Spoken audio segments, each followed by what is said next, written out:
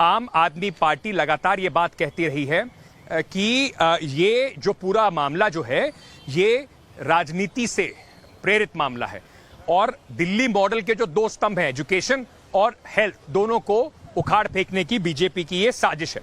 लेकिन आज इस मुद्दे पर क्या क्या हुआ, किस वक्त सीबीआई पहुंची, किस तरीके से ये पूरा मामला बढ़ा, सबसे पहले आपको ये रिपोर्ट दिखाते हैं।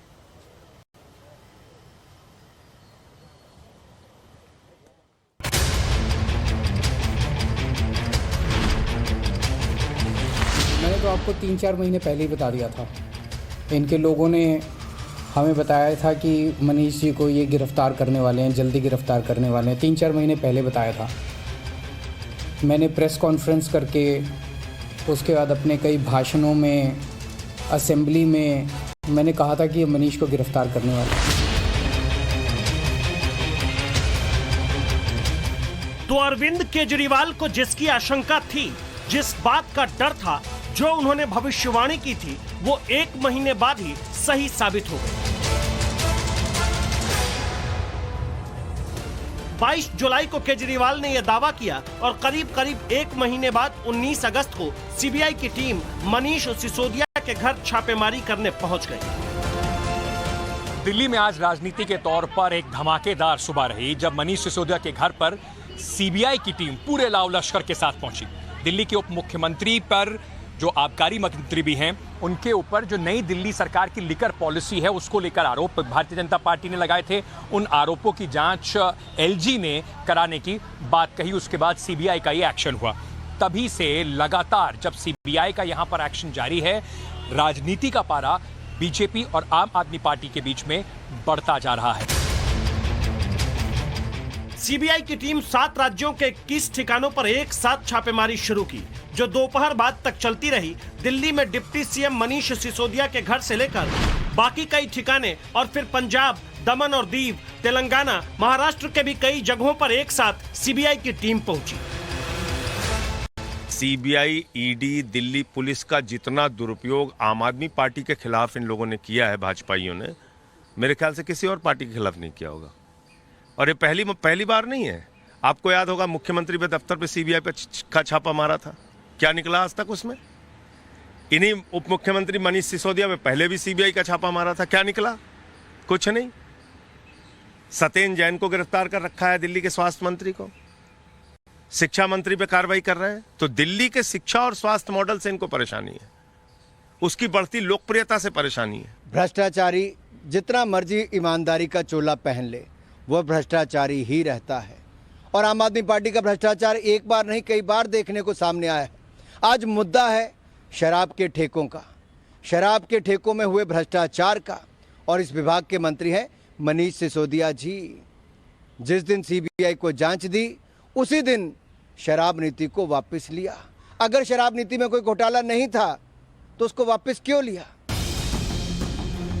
दिल्ली सरकार के उप मुख्यमंत्री मनीष सिसोदिया के घर छापेमारी से पहले दिल्ली सरकार के एक और मंत्री सत्येंद्र जैन पहले से ही जेल में बंद है। मनीष सिसोदिया पर एक्साइज घोटाले का आरोप है। उससे पहले Satyendra Jain money laundering case में जेल में बंद है। मुद्दा शराब नहीं है, मुद्दा शराब नीति नहीं है, मुद्दा नशा नहीं है और मुद्दा भ्रष्टाचार भी नहीं है। मुद्दा सिर्फ एक है, केजरीवाल।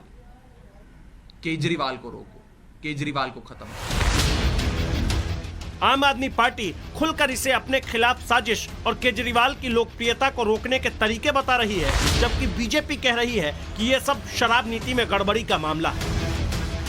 हम सीबीआई का स्वागत करते हैं। सीबीआई के अलावा और एजेंसीज बहुत सारी हैं। प्रधानमंत्री जी के पास ईडी है, इनकम टैक्स है, सबका स्वागत है। ये कोई पहली बार नहीं हुआ कि सीबीआई का केस दर्ज किया गया है। सीबीआई के छापे पहले भी मारे गए हैं। मनीष सिसोदिया जी किन बच्चों के भविष्य की बात कर रहे हैं?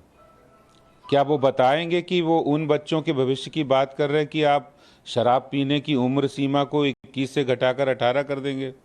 क्या ये बताएंगे वो सरकार में इसलिए आए थे कि शराब के इक्वल डिस्ट्रीब्यूशन के लिए वो काम करे, नई शराब नीति लाए?